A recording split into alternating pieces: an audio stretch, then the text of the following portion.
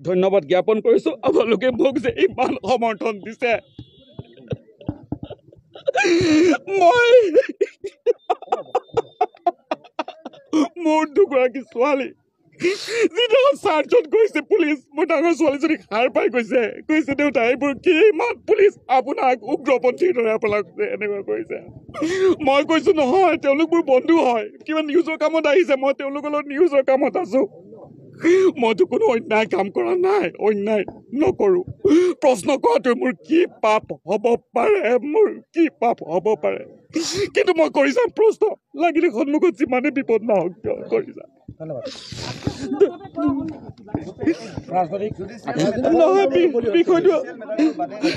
বিষয়টো পিছত মোৰ অধিবক্তাই আপোনালোকৰ লগত ব্যক্ত কৰিব কিন্তু মই আপোনালোক ক'ব খোজোঁ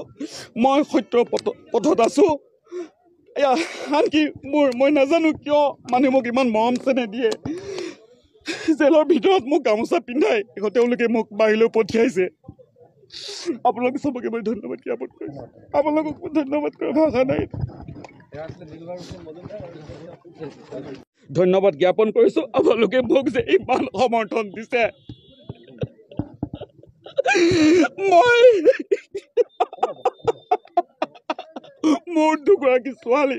যিদিনা চাৰ্জত গৈছে পুলিচ মোৰ ডাঙৰ ছোৱালীজনীক হাৰ পাই গৈছে দেউতা এইবোৰ কি ইমান পুলিচ আপোনাক উগ্ৰপন্থীৰ দৰে আপোনাক এনেকুৱা কৰিছে মই কৈছোঁ নহয় তেওঁলোক মোৰ বন্ধু হয় কিবা নিউজৰ কামত আহিছে মই তেওঁলোকৰ লগত নিউজৰ কামত আছোঁ মইতো কোনো অন্যায় কাম কৰা নাই অন্যায় নকৰোঁ প্ৰশ্ন কৰাটো মোৰ কি পাপ হ'ব পাৰে কিন্তু মই কৰি যাম প্ৰশ্ন লাগিলে সন্মুখত যিমানে বিপদ নহওক কিয় কৰি যাম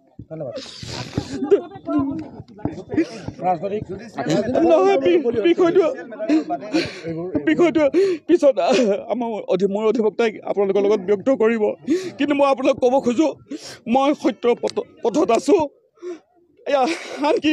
মই নাজানো কিয় মানুহে মোক ইমান মৰম চেনেহ দিয়ে জেলৰ ভিতৰত মোক গামোচা পিন্ধাই তেওঁলোকে মোক বাহিৰলৈ পঠিয়াইছে আপোনালোকে চবকে মই ধন্যবাদ জ্ঞাপন কৰিছোঁ আপোনালোকক ধন্যবাদ কৰা ভাষা নাই